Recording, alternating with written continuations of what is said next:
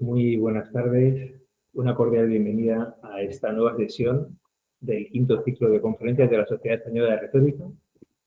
Tengo el placer de presentarles a nuestro ponente de hoy, el profesor Jesús María González García, que es catedrático de Derecho Procesal en la Universidad Complutense de Madrid y de esta sociedad, de la Sociedad Española de Retórica.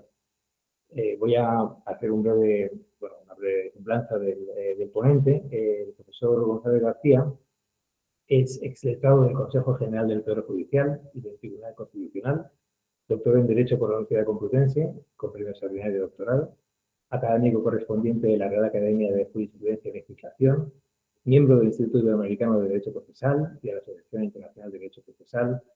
Es autor de muchas publicaciones que no puedo resumir aquí en breve, ¿no? Son muchos sus trabajos y en revistas científicas, en publicaciones, y quiero destacar, como ven aquí en la pantalla, ¿no?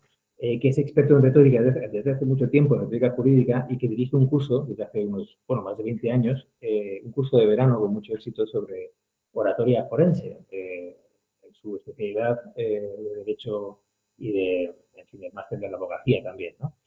Actualmente es presidente del Consejo de Transparencia y Protección de Datos de la Comunidad de Madrid y, bueno, pues es un honor que nos acompañe esta tarde con este tema tan estupendo, ¿no? La claridad del lenguaje jurídico y el habla cotidiana. Así que, sin más, para no restarle más tiempo a nuestro ponente, pues le cedo la palabra con mucho gusto. Pues muchas gracias, David. Quien me ha presentado, que conste, es una persona a quien admiro mucho, que es David Fernández de la Fuente, que es catedrático de griego de la Universidad Complutense y sin embargo, amigo. Vive al otro lado del campus de la Complutense, es decir, vive al lado, no enfrente. No estamos enfrente ni mucho menos la Facultad de Derecho y la Facultad de Filología y Filosofía y Letras de la Complutense. Muchísimas gracias por tu presentación, David. Debo decir que el honor es mío estar aquí, tanto con las personas que me acompañan en la sala como con las muchas personas que también sé que están conectadas. Espero que les llegue bien mi palabra. Voy a intentar forzar no mucho la voz y sobre todo voy a intentar no detenerme mucho en preámbulos porque la materia lo merece. Yo voy a hablar, como dice el título de la conferencia, de la claridad del lenguaje jurídico y habla cotidiana. No sé si llegaría al habla cotidiana, pero desde luego de la claridad del lenguaje jurídico sí que voy a hablar. Yo pertenezco, como bien dice David, bueno, antes de empezar, antes ya de lanzarme, porque los que me conocen o los que me conocéis, sabéis que tiendo a la inflación, al abuso en el uso de la palabra. Por tanto, luego lo difícil es detenerme. Así que voy a arrancar ya. Pero antes de arrancar, sí quería destacar un hecho que para mí es un hito casi vital para mí, y es que me han regalado flores. Es la primera vez en mi vida que me regalan flores. Están aquí delante, no se ven. Los que están en la sala pueden atestiguarlo, los que estáis fuera no lo veis. Pero es verdad, es la primera vez en mi vida que me regalan flores y ya acumulo ya tantos trienios que tengo ya tan dilatada experiencia vital que para mí es un hito que debe ser destacado sin duda en esta conferencia. Bueno, vamos ya al grano, ya desengrasado un poco la tensión de los primeros minutos. Voy a entrar ya en la exposición adelante. Voy a entrar en la exposición de mi conferencia, en dura competencia, por cierto, con el alcalde de Madrid, que está en la sala contigua, con otra conferencia, y en fin, no estamos en competencia real, pero sí estamos en competencia horaria. Entonces, si llega algún grito de la sala contigua, pues ya sabemos las razones por lo que son.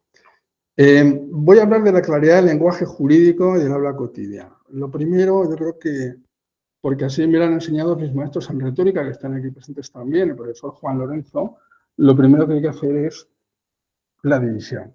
Primero lo que hay que hacer es explicar de lo que voy a hablar y por eso he preparado una pequeña presentación. No soy muy devoto, no soy muy partidario de las presentaciones de PowerPoint, pero a veces no hay más remedio que hacerlo y hoy me he tomado la libertad de traer una presentación. Aquí está desglosado en esta primera diapositiva lo que es el sumario, la materia de la que me voy a ocupar.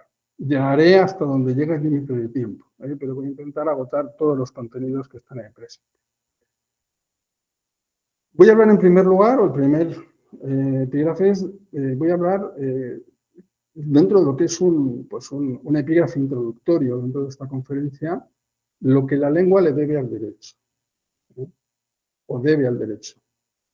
En segundo lugar, hablaremos de lo que el derecho debe a la lengua, porque como veremos seguidamente, hay una relación muy cercana de interdependencia, de inmanencia entre el derecho y la lengua y el derecho. Cuando hablo del derecho, sobre todo para los que no son juristas, de los asistentes, entendemos la ley en términos generales. Yo, como buen jurista, en mi habla cotidiana utilizo muchas expresiones jurídicas y por consiguiente me disculpáis por ello.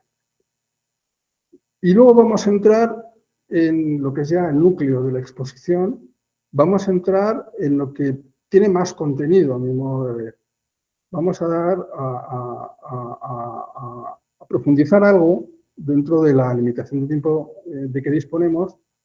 Vamos a hablar de los porqués. A ver, todo investigador, todo pensador, toda persona que se preocupa por cuestiones intelectuales, en algún momento tiene que plantearse los porqués. Y yo me planteo en concreto dos porqués. El primero es por qué tiene que ser claro el lenguaje jurídico.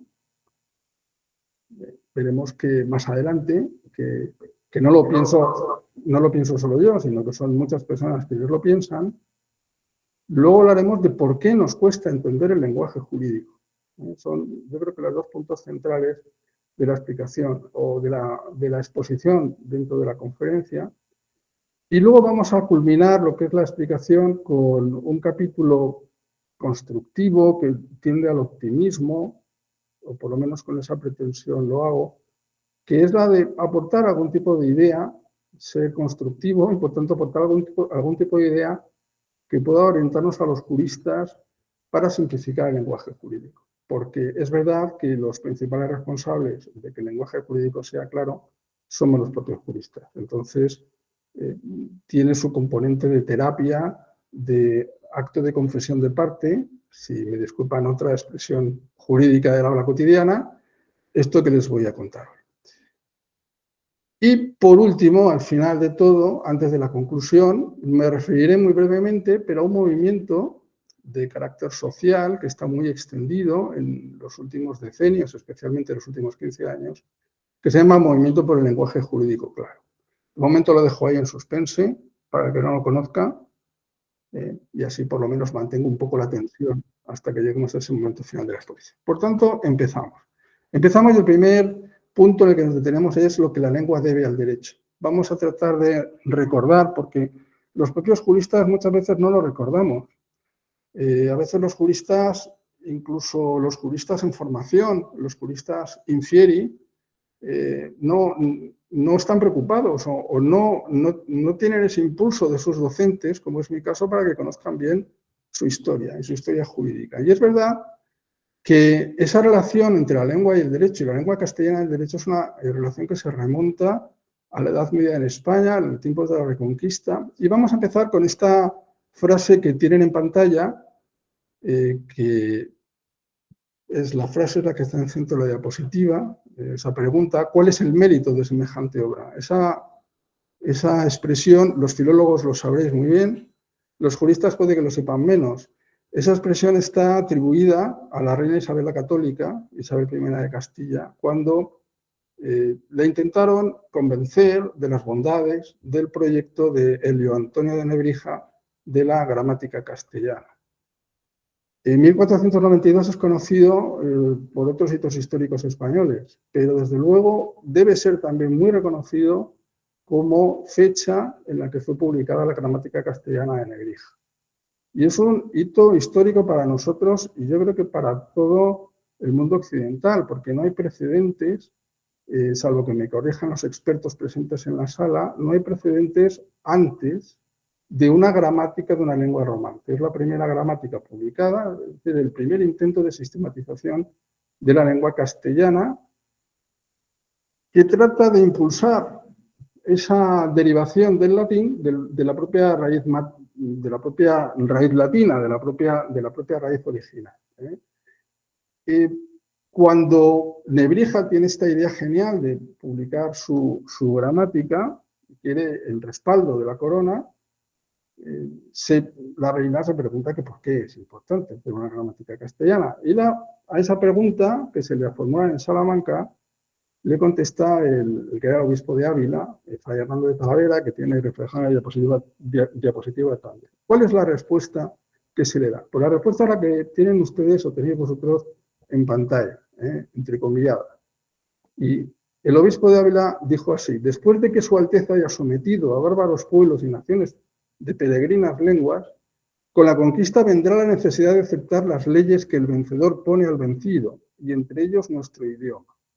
Con esta obra mía serán capaces de aprenderlo tal como nosotros aprendemos latín a través de la gramática latina. Es decir, aquí la intención, es verdad que Nebrija no sabía si realmente la reina Isabel iba a conquistar a nadie, iba a dedicarse a expandir el conocimiento de la cultura y la religión católica en otros lugares. Estamos, fíjense que en 1492 todavía, pero él anticipaba ya la importancia de establecer unas reglas explicativas, de estandarizar unas reglas de la lengua castellana, una lengua incipiente en aquel momento histórico, como un valor futuro para expandir toda la cultura española. Y eso es lo que ocurrió realmente. Por eso creo yo que es importante no solo el hito histórico de la gramática castellana de Elio Antonio de Nebrija, como el propio impulso regio, anterior a él, de expandir y utilizar el romance castellano como una lengua oficial del Reino de Castilla, que luego se unifica, sobre todo cuando el Reino de Castilla se unifica con el Reino de León. Esto se lo debemos al rey Fernando III el Santo, Fernando III de Castilla, que reinó, como tienen también en pantalla, de 1217 a 1252.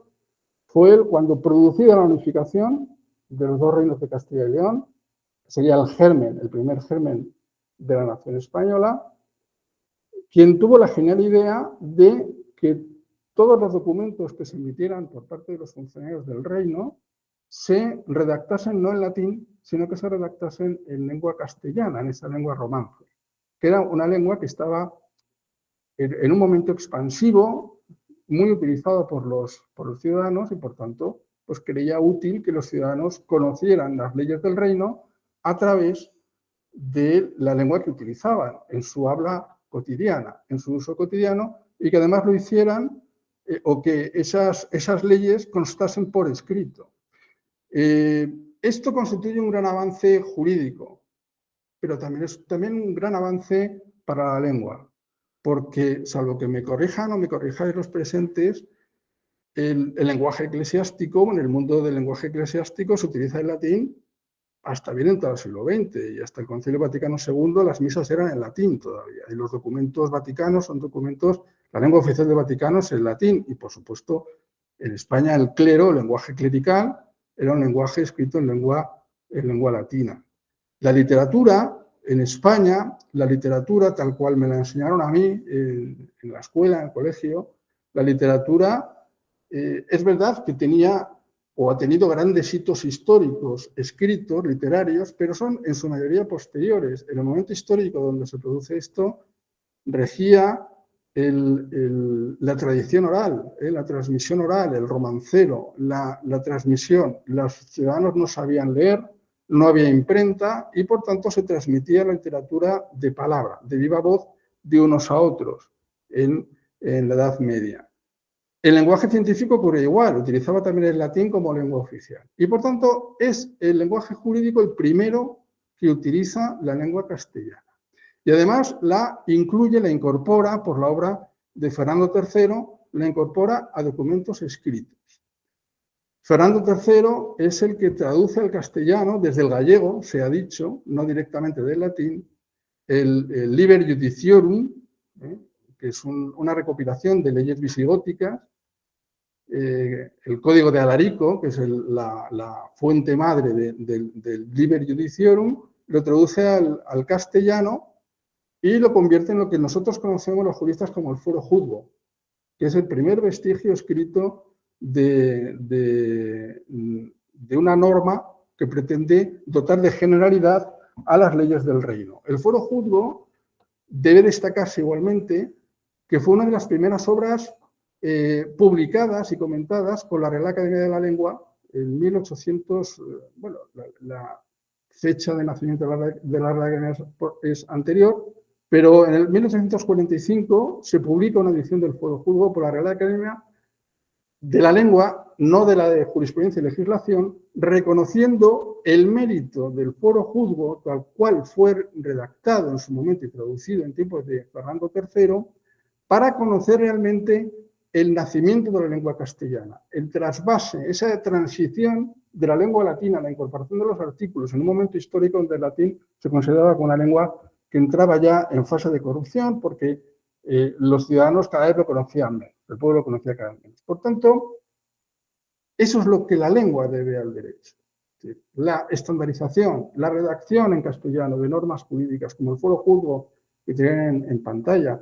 Más adelante, el hijo de Fernando III, el rey Alfonso X, conocido como Alfonso X el Sabio, fue quien publicó las partidas, el Código de las 7 partidas, que también es derecho escrito en castellano por supuesto rudimentario, no como el castellano de hoy, pero que, fíjense, ha seguido siendo derecho vigente hasta, y todavía sigue siéndolo en algunos estados norteamericanos, en California, en Nuevo México, hay condados donde las 7 partidas siguen siendo derecho vigente como derecho consuetudinario o como derecho tradicional del condado.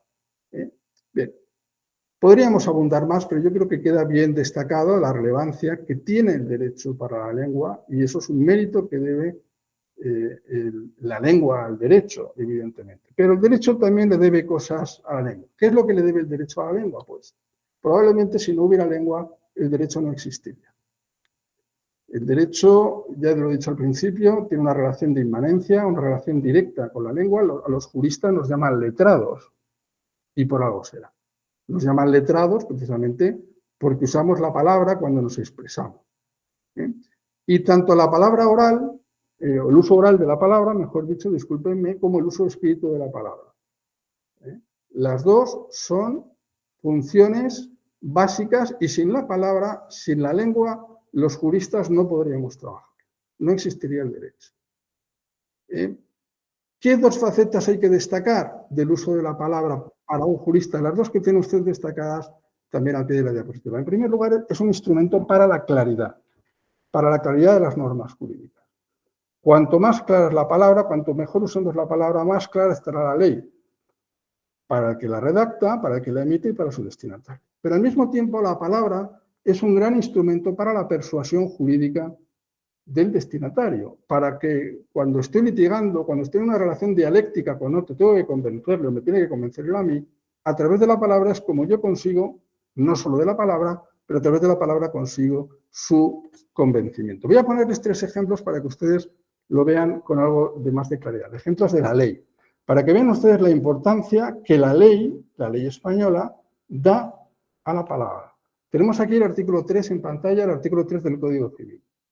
Son 3 ejemplos del Código Civil. Para los que no sois juristas, el Código Civil es una norma muy general y muy antigua, es una norma que data de 1889, pero que está en vigor. Y que tendrá muchas décadas de vigencia. Todavía nadie se plantea su sustitución o su cambio por un Código Civil nuevo. A lo mejor lo merecería ya, pero de momento ahí está. Y es una norma de las básicas y comunes de nuestro ordenamiento jurídico. Dice el artículo 3 del Código Civil, lo destaco en negrita, las normas, es decir, las leyes, se interpretarán según el sentido propio de sus palabras. Esta norma establece los criterios de interpretación de la ley. ¿Qué es lo que tiene que hacer cualquier persona cuando va a interpretar un texto escrito? ¿De qué instrumentos se vale para saber qué es lo que está diciendo esa norma? Y lo primero de todo que dice es, yo tengo que atender al sentido propio de sus palabras. Luego, la palabra es importante para interpretar una ley. Luego hay otros criterios, según el contexto, según los antecedentes históricos, según la realidad social, según la finalidad de la norma, que también tienen su valor, pero lo primero es la palabra. Lo primero es la palabra. Otro ejemplo del Código Civil, artículo 675, que nos explica cómo se deben interpretar los testamentos. Los testamentos, sabéis que son las declaraciones de última voluntad. Es un acto unilateral de la persona por la cual dispone cuál va a ser el destino de sus bienes una vez que salga de este mundo. Normalmente se lo deja a sus herederos. El testamento, dice el 675, se tiene que interpretar en el sentido literal de sus palabras también. Luego, vean cómo el Código Civil destaca el valor de las palabras junto con otros criterios. Es verdad que luego matiza, salvo que aparezca claramente que la voluntad del testador fue otra, pero lo primero a lo que atiendo es a las palabras. Y concluimos este primer repaso con el artículo 1281 del Código Civil también, que explica cuáles son o cómo se interpretan los contratos. Un contrato es un negocio jurídico que vincula a dos o más personas entre sí y que es eficaz jurídicamente porque intercambian su voluntad, porque se ponen de acuerdo libremente en aceptar las obligaciones que nacen de ese convenio, de ese negocio jurídico.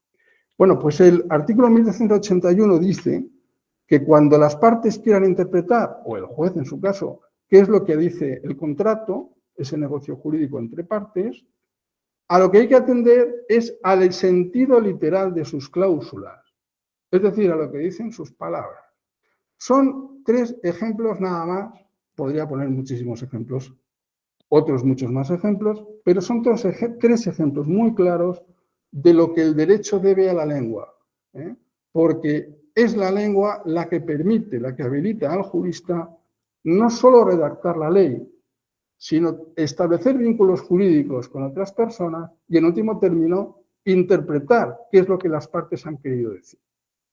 Por tanto, ahí quedan establecidos los términos de esa relación de interdependencia, de inmanencia entre la lengua y el derecho y la lengua. Pasemos al siguiente capítulo o al siguiente epígrafe de esta conferencia. Establecida cuál es esa relación, creo yo que justificada, se puede discrepar, pero creo que es justificada suficientemente porque es importante lo uno para lo otro, vamos a entrar en el terreno de los porqués. ¿Por qué es importante que el lenguaje jurídico sea claro? ¿Por qué tiene que ser el lenguaje jurídico claro? Y aquí resumo en 4 ideas fuerza, podríamos decir, dirían los modernos, cosa que no me corresponde a mí decir porque no lo soy. Ideas fuerza de por qué la claridad del lenguaje es importante. Primero, porque da certeza y seguridad jurídica. Es decir, lo que está escrito, en términos jurídicos, pues me da la tranquilidad de que está escrito. Los latinos, y me disculpan, los partidarios del lenguaje inclusivo y moderno, más modernos todavía, que utiliza expresiones latinas, pero estamos en la Sociedad Española de Retórica, estaría mal no utilizar expresiones jurídicas. Decía la frase, verba volant, scripta manent. Luego la palabra escrita permanece. Las palabras vuelan. Es verdad que también forman parte del lenguaje las palabras, pero lo escrito, las palabras escritas dan certeza y seguridad jurídica a las normas legales y a las relaciones jurídicas. La escritura facilita el estudio y conocimiento del derecho, de las leyes, de los contratos, del pensamiento jurídico. Quien ha estudiado derecho sabe que tiene que leer muchos libros y muchos libros de normas, códigos, aprender, o por lo menos aprender a navegar y manejarse por los códigos. Como hemos visto además, la claridad de la norma jurídica permite y habilita la interpretación del derecho, saber qué es lo que dice el derecho. Y por último, que será, además, enlazará con el último epígrafe de mi conferencia, el lenguaje claro, la claridad del lenguaje va a permitir que los ciudadanos ejerzan un derecho que no está reconocido en ningún código de momento, ni en ninguna constitución, al menos en la española no expresamente, pero que está siendo, pertenece a ese ámbito, usando un anglicismo llamado soft law, es decir, derecho que no está vigente, que no es directamente aplicable, pero que todos reconocemos como influyente en el legislador. El derecho a ser comprendido, es decir, el derecho a entender. No solo tenemos muchos derechos, hay muchos catálogos de normas, pero el ciudadano tiene derecho a entender las normas, a comprender las normas jurídicas.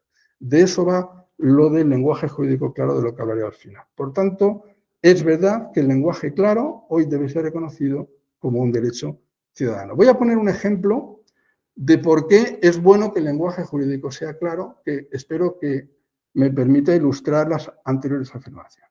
Tenemos aquí otro artículo del Código Civil, el artículo 1202 del Código Civil Español, que regula la compensación. La compensación, para que no es jurista, lo explico muy brevemente, es uno de los modos de extinción de una obligación jurídica. Consiste en lo siguiente: yo tengo mi deudor y tengo una deuda contra mi deudor de dinero, y mi deudor tiene una deuda contra mí, otra una deuda diferente. Entonces, en lugar de que yo le pague a él para que él me pague a mí, pues compensamos. ¿Cuánto me debes tú? Pues te debo 500. ¿Cuánto te debo yo? 400. Pues compensamos nuestros créditos en la cantidad concurrente y ya queda extinguida esa obligación. Eso es compensar una deuda, en términos jurídicos. Bueno, pues, ¿qué dice el 1202 del Código Civil? Nos explica cuál es el efecto de la compensación. Y dice, la compensación, o el efecto de la compensación, es extinguir una y otra deuda en la cantidad concurrente, aunque no tengan conocimiento de ella los acreedores y deudores. Fíjense que he subrayado en negrita el pronombre ella. Y eso no es un descuido del redactor de la presentación. Porque la cuestión jurídica en términos de claridad es ¿quién es ella? Yo preguntaría al auditorio, pero no quiero cansarles con preguntas. Hay varios candidatos para responder quién es ella en el artículo 1202 del Código Civil. Puede ser la compensación, puede ser una deuda, puede ser otra deuda, o puede ser la cantidad concurrente. Es decir, el pronombre ella tiene 4 femeninos antes, singulares, antes de ella. Con lo cual, a la hora del intérprete, en términos de claridad legal, convendrán ustedes que esta norma deja algo que desear. Queremos mucho al Código Civil, pero claro, esta norma legal ha permitido lo que un jurista italiano, cuyo nombre no recuerdo, decía, que las imperfecciones legales son el homenaje que el legislador deja al intérprete. Si no existieran normas como esta, luego no habría libros, no habría bibliotecas jurídicas, ni habría jurisprudencia porque no habría nada que interpretar. Estaría todo clarísimo. De hecho, Napoleón Bonaparte, cuando se publicó, después de publicado su Código Civil, que es su gran monumento jurídico, cuando supo que se había salido comentario, jurisprudencia de la Corte de Casación francesa, utilizó una expresión que era más o menos así en francés: mon code es perdu, no sé si está bien dicho en francés, que significa mi código está perdido. Es decir, ya lo que yo hice en la ley perfecta, llega otro y me lo interpreta, se acabó. Es el final del Código Civil. Bueno, es una anécdota, pero cuando la ley es imperfecta hay que interpretarla. En fin, no voy a decir cuál es el resultado de la interpretación más correcta. Eso lo dejamos ya para otro ciclo de conferencias. Si quieren, lo dedicamos al profeso al 1202 del Código Civil. Por tanto, el lenguaje tiene que ser claro. Y tiene que ser claro el lenguaje jurídico, porque el lenguaje jurídico es un instrumento de comunicación. El legislador se comunica con los ciudadanos a través de las normas. El juez se comunica con las partes a través de las sentencias. El arrendador se comunica con el arrendatario, es decir, el casero, para usar lenguaje claro, el casero se comunica con el inquilino a través de su contrato de alquiler. Y cuanto más claro está, mejor se van a entender, mejor se van a comunicar. Por tanto, una ley clara facilita la comunicación con el conjunto de la ciudadanía, porque las leyes son productos jurídicos con eficacia para todos. Otra expresión latina, erga omnes, para todos. Si son relaciones entre partes, pues la claridad facilita el conocimiento de esa relación jurídica entre las propias partes interesadas en la relación jurídica. Y al final, como vemos y como colofón, a la conclusión a la que llegamos, es que el lenguaje jurídico tiene que ser claro como instrumento de comunicación, porque el derecho es una manifestación del ser social humano, es decir, es una manifestación de que el hombre vive en sociedad. Entonces, cuanto más clara estén las relaciones, pues más pacífica va a ser su vida en convivencia, mejor se va a organizar socialmente la sociedad, y por eso el derecho se sirve del lenguaje, es la herramienta de trabajo que utilizamos los juristas. Fíjense ustedes, otro artículo del Código Civil, yo soy procesalista, no soy civilista, pero no traigo más que ejemplos del Código Civil. Esto que se saben todos, no sabemos todos, por las películas, por la literatura, por las series de televisión, por TikTok. Sabemos todos esto que dice el artículo 6 del Código Civil. La ignorancia de las leyes no es excusa de su cumplimiento. Y yo me pregunto, eso es lo que dice el 6, párrafo 1 del Código Civil. ¿Cómo vamos a presumir que puedo cumplir una norma si no la entiendo? Es decir, ¿cómo puede un ciudadano cualquiera acogerse que se le aplique este principio general del Código Civil? Es que yo, si no entiendo la norma legal, ¿cómo nadie me puede imponer que la cumpla? Es la base esencial del sistema por el cual los ciudadanos nos obligamos a cumplir las normas. Bueno, en conclusión, dentro de este concreto capítulo, la claridad del lenguaje jurídico es una fuente de legitimidad democrática para los ciudadanos. Ahora que estamos en tiempos donde el ciudadano a veces se siente arrinconado por el poder, pues debemos destacar que cuanto más clara sea una ley, más fácil será entenderla, más fácil será conocer cuál fue la voluntad del legislador a través del Parlamento, que es el representante del pueblo soberano. Y por tanto más fácil será que yo asuma, acepte esa norma legal, que la respete y que la cumpla. Y por supuesto más fácil será saber si la estoy cumpliendo o no la estoy cumpliendo. Por tanto, la claridad de la ley genera confianza en el sistema legal. Fíjense que hay otra expresión latina para referirse a eso. Otra expresión latina que quiere proteger al ciudadano del intérprete.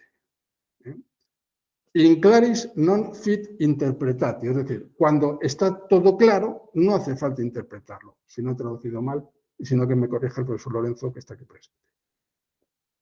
Artículo 3 de la Constitución. Fíjense ustedes que esto está claro en ese principio, que es casi un principio general del derecho, un principio de interpretación del derecho, y fíjense que en normas tan claras como la que tienen en pantalla, el artículo 3 de la Constitución, fíjense si es clara esa norma. El castellano es la lengua española oficial del Estado. Todos los españoles tienen el deber de conocerla y el derecho de usarla.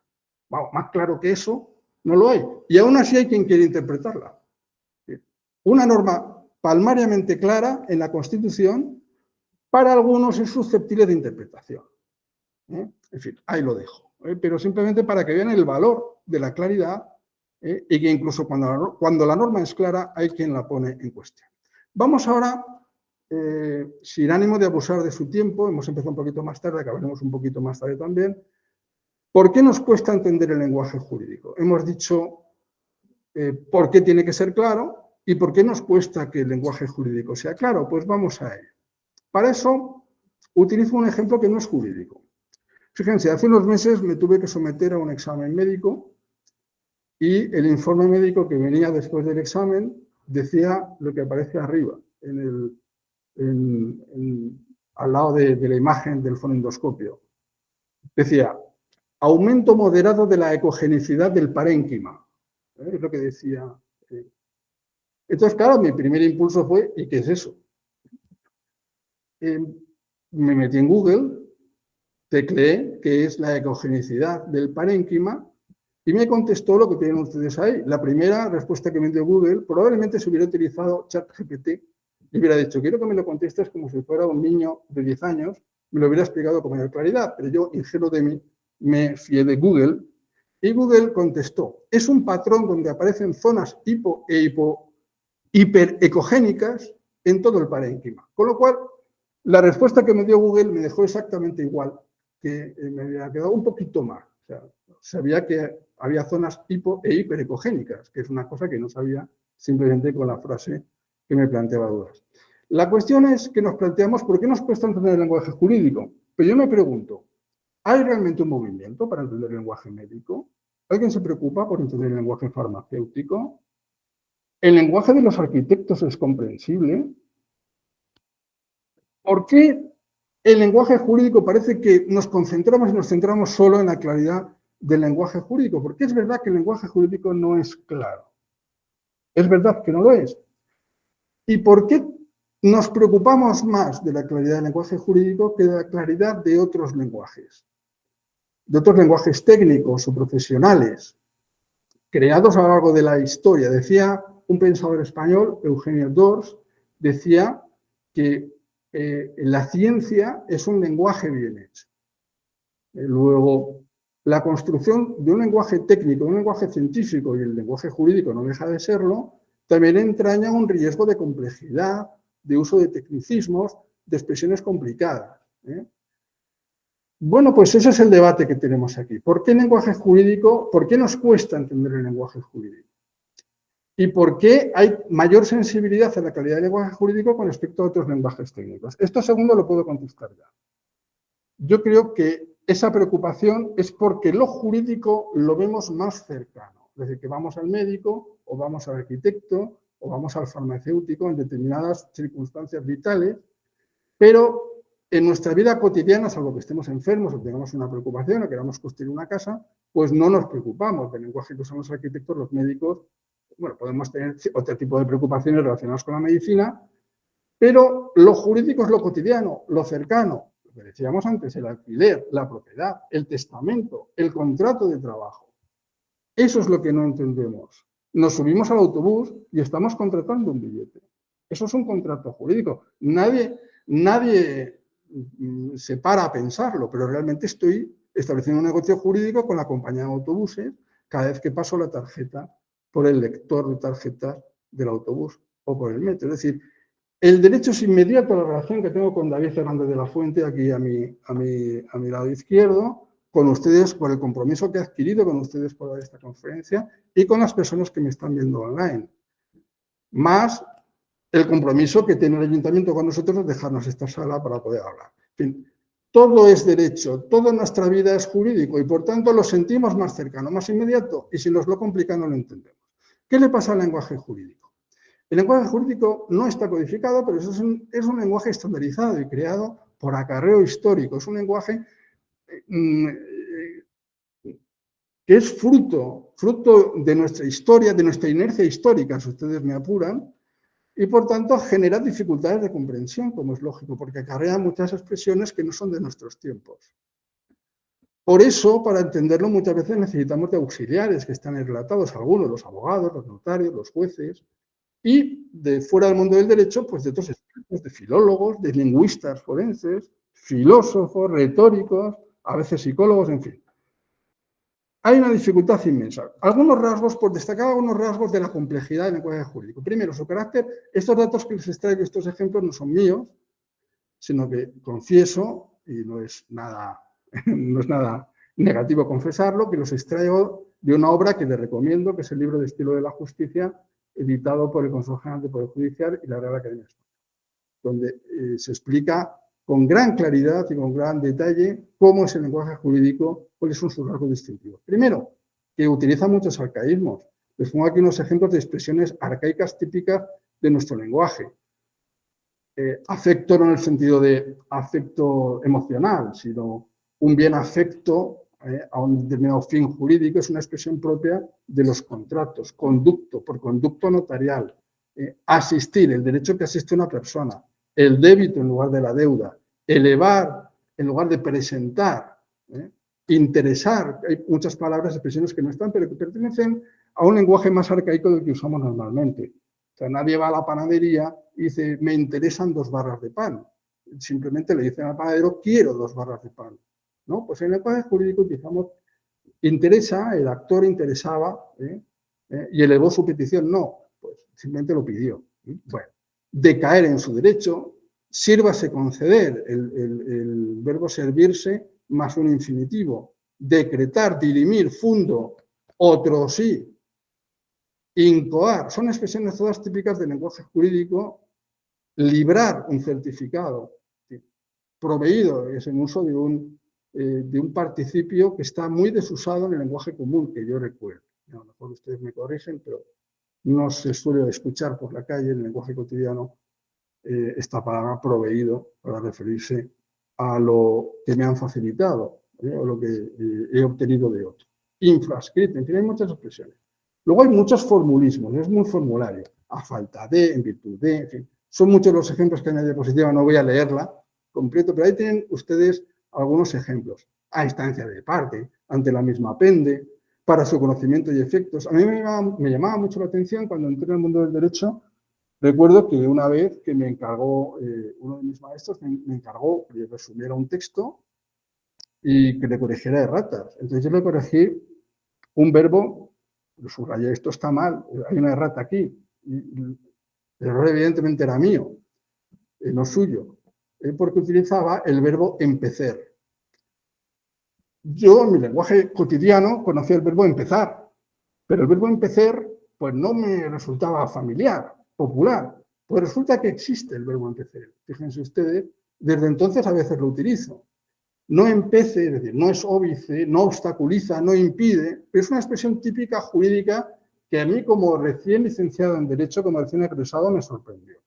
Por poner un ejemplo, ¿no? O las fórmulas que se utilizan en las demandas. Por ser de hacer en justicia que pido, yo no entendía muy bien lo que quería decir ahí el formulario legal. Otros tienen aquí el abajo firmante, ante mí el secretario, lo que notifico, en fin, son expresiones todas muy formularias contenidas en escritos jurídicos de distinta naturaleza. El lenguaje jurídico es impersonal, es decir, no a veces omitimos el sujeto, se resuelve, se da traslado, ocultamos al actor, se procede, conviene, es de interés, es de justicia, pero no sabemos para quién o quién lo formula. Y reservo las formas nominales o pronominales del verbo, las reservo solo para cuando habla de autoridad. El juez falla, del verbo hallar, no del verbo equivocarse. No, que el juez yo fallo, que no deja de ser un arcaísmo también en el lenguaje castellano, hallo, fallo, que es la palabra clásica de raíz del romance clásica, creo yo, yo juez fallo. Ante mí el secretario, doy fe como secretario. Y hay otros caracteres típicos que a veces conducen a defectos del lenguaje de claridad. Pues hay expresiones cacofónicas, como usar repeticiones de sustantivos que tienen un sufijo idéntico. Admisión de la apelación. Bueno. Ambigüedad. La clausura de los locales del ayuntamiento. Ambigüedad es lo que pasaba en el 1202 del Código Civil que hemos visto antes con la compensación. Uso de sustantivos extraños. Apoderamiento, deshabilitación de poderes o de expresiones con perífrasis, de rodeos, en lugar de un verbo simple. Interpone el recurso en lugar de recurre o recurro. Da satisfacción en lugar de satisfacer. Una sensación de impersonalidad que a veces hace el estilo, lo hace lento, lo hace oscuro y difícil para entender para el ciudadano.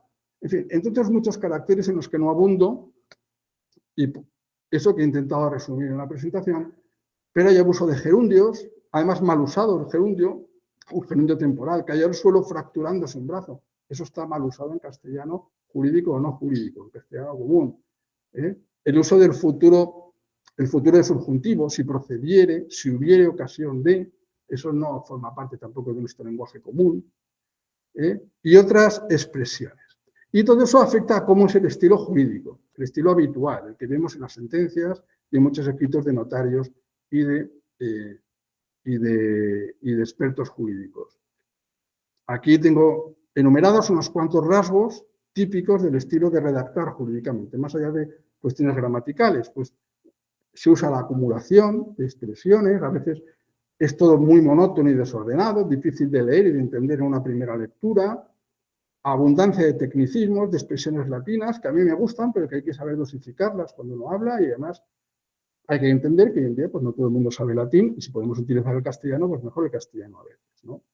Construcciones de ablativo absoluto, de participio absoluto, desorden en, el orden en la posición sintáctica de las partes de la frase, el hiperbatón, anteposiciones de adjetivos al sustantivo sin necesidad de, o adjetivos encadenados, en fin, son muchos los rasgos que distinguen el lenguaje jurídico y que lo hacen complejo para hacer. A partir de ahí vamos a entrar en la fase más positiva, ya entrando en la parte final de mi exposición y de esta conferencia. ¿Qué puede hacer el jurista? Es decir, ¿qué podemos hacer nosotros los juristas? Y perdón por elegirme yo en portavoz de todos los juristas, que no lo soy solo portavoz de mí mismo, pero creo expresar el sentir de muchos de nosotros. ¿Qué puede hacer un jurista para facilitar la comprensión y la claridad del lenguaje jurídico, sabiendo todo lo que depende de la claridad, que lo hemos dicho antes? Hay una expresión que se la escuché, no es la única vez que la voy a citar, pero el otro día la mencionó Su Majestad el Rey en su discurso de investidura como doctor honoris causa por la Universidad de Alcalá de Henares,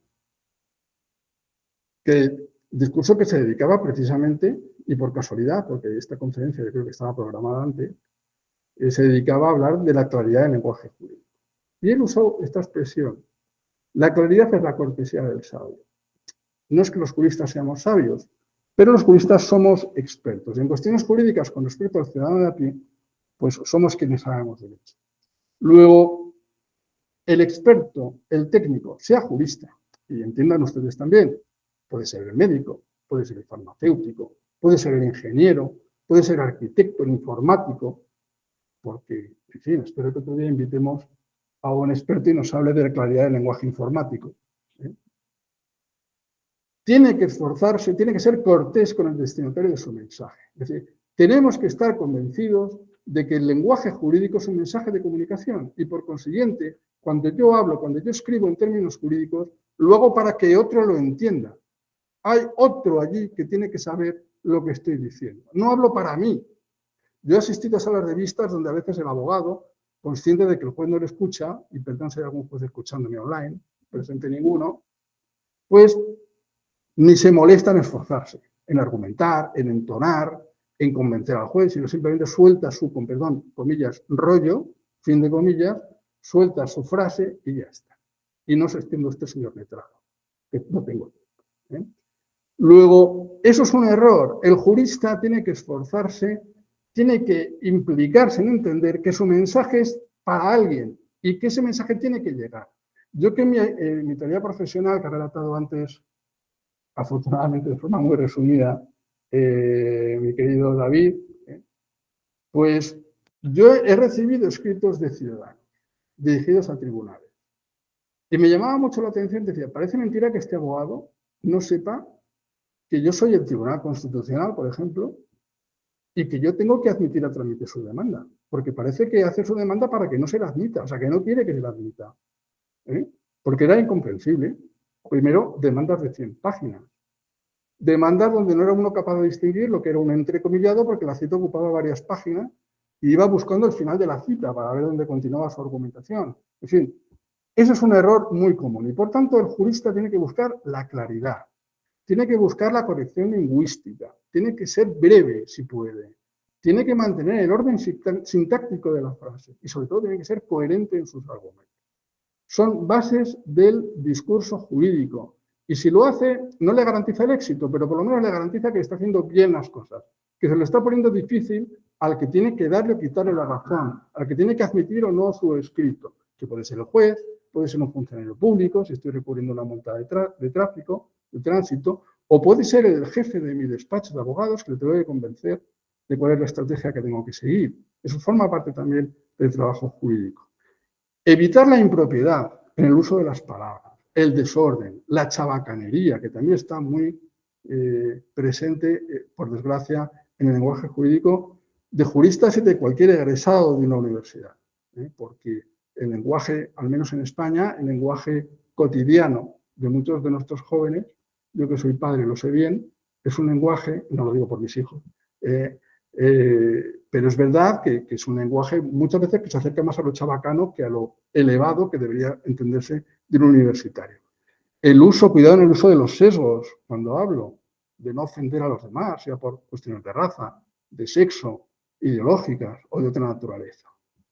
Por tanto, eso es lo que tiene que hacer un jurista. Dividir un texto cuando habla, con claridad, exponer bien sus partes, usar bien los marcadores del lenguaje, respetar las reglas de puntuación, evitar incisos, si es posible, o citas jurisprudenciales o de doctrina muy largas, citas de sentencias. En fin, son cosas que van a ayudar, no digo yo que vayan a conseguir de forma automática, si uno se esfuerza en hacerlo, que su discurso sea más comprensible, pero por lo menos sí va a ayudar a que sea más claro, y a que el destinatario le entienda mejor. Fíjense ustedes, y acabamos con este ejemplo. Esa frase está extraída de uno de los ejemplos contenidos en el libro de Estilo de la Justicia, al que me he referido antes. A ver, solo de verlo, ve que es un párrafo de unas 10, 11 líneas. Señalar que es doctrina reiterada de la sala nemine discrepante que el ánimo o intención de matar, que constituye el elemento base subjetiva del delito de homicidio, pertenece al ámbito interno de la persona y requiere un juicio de inferencia para su fijación en el proceso. Coma. Operación compleja que, partiendo de datos fácticos demostrados, conduce, a través de las reglas lógicas o de experiencia, a la certeza moral inequívoca que la resolución judicial necesita. Bueno, es probable que algunos de los oyentes, escuchantes y presentes hayan entendido lo que dice esa frase. Yo no lo he entendido. Yo no lo he entendido. Entonces, eso es incomprensible. Pero eso podría estar presente en cualquier sentencia, en cualquier escrito jurídico al cual uno se enfrenta. Tal vez si hacemos un esfuerzo de claridad y lo ponemos así, esta sala mantiene como doctrina que el ánimo o intención de matar, elemento o base subjetiva del delito de homicidio, pertenece al ámbito interno de la persona y que para su fijación en el proceso es preciso un juicio de inferencia. A lo mejor es explicado y si utilizamos el punto y aparte, puntuamos bien, ordenamos la frase, pues tal vez se pueda entender mejor. Yo creo que eso es a lo que hay que entender. Y eso es a lo que quiere impulsar este movimiento jurídico con el que acabo, el movimiento por el lenguaje jurídico claro, que está muy presente en España, que está muy presente en Latinoamérica, y que pretende exigir de los poderes públicos, si el anterior mandato iba dirigido a los juristas, esto va dirigido a los poderes públicos. Administración, tribunales de justicia, cortes supremas, cortes constitucionales deben esforzarse en que su lenguaje sea comprensible, en que sus sentencias tienen un destinatario. Porque se entiende que si no lo hago así, el ciudadano le estamos limitando sus derechos de acceso a la justicia, que es un derecho fundamental. Y por eso hay que esforzarse. Hay grandísimos ejemplos, de eso no los he traído aquí en la presentación porque no me cabían, pero hay algunos jueces españoles con interesantísimas experiencias de sentencias explicadas al destinatario, que no la entendía. No entendía. En una partición hereditaria, un menor con alguna discapacidad de comprensión o con menor cultura, necesita que se lo explique bien el señor notario, para entender bien qué es lo que está firmando y qué es lo que está aceptando. Y para eso hay que explicar, hay que exponer con claridad, lo que no es solo una cuestión de uso del lenguaje, es cuestión que afecta a la presentación de los escritos, visualmente, al diseño de los escritos, a la estructura de los escritos jurídicos. Aquí tienen, bueno, porque había que incluir alguna cita erudita, pues algunas normas de donde nace todo este movimiento, que es Estados Unidos, órdenes de la presidencia del presidente Carter americano, del presidente Clinton, del presidente Obama, son normas o memorandos donde se insta a la administración americana a expresarse con lenguaje claro. Y en España tenemos también nuestras normas, también de soft law, ahí tienen la Carta de los Derechos de los Ciudadanos ante la Justicia, que reconoce el derecho a una justicia comprensible. No es un código reconocido, pero, insisto, es una norma que marca criterios de actuación. Y, por supuesto, más recientemente, la Ley de Transparencia del Estado, que es la Ley 19/2013, Ley de Transparencia, Acceso a la Información Pública y Buen Gobierno, y en la Comunidad de Madrid, donde nos hallamos, hago ya un poco de propaganda de mi propio sector, pues tenemos nuestra propia Ley de Transparencia y Participación, donde también se promueve y se esfuerza el ciudadano, los poderes públicos por impulsar, por fomentar el uso de un lenguaje jurídico claro, asociado a otro movimiento que tiene aquí en pantalla, que es el movimiento por la lectura fácil, es decir, por la implementación de herramientas jurídicas, herramientas informáticas que permitan a personas con dificultades de comprensión poder entender y leer bien escritos jurídicos. Hay incluso una norma UNE española para entender que se cumple con las exigencias de la lectura fácil. Concluyo ya, pero concluyo simplemente aludiendo de nuevo al discurso de Su Majestad el Rey el otro día, empezando por el final. Que el lenguaje jurídico sea claro no solo es una cuestión lingüística, gramatical, jurídica, sino que es una cuestión ética. El profesional del derecho tiene que esforzarse por hablar con claridad. Es autocrítica. Es autocrítica. Hay que reconocer también el valor de la complejidad. O sea, la formalidad del lenguaje jurídico tiene su valor también. Porque, como decían mis maestros, las formas ayudan a mantener, a preservar el fondo de las instituciones. Tampoco podemos hacer un cambio tan radical que lo cambiemos todo para que luego no se entienda nada con respecto a lo que era nuestra propia tradición jurídica. Luego hay que buscar un equilibrio de simplificación que no vulgarice lo jurídico, pero que sí permita al ciudadano comprender. Y hasta ahí llegamos. Muchas gracias.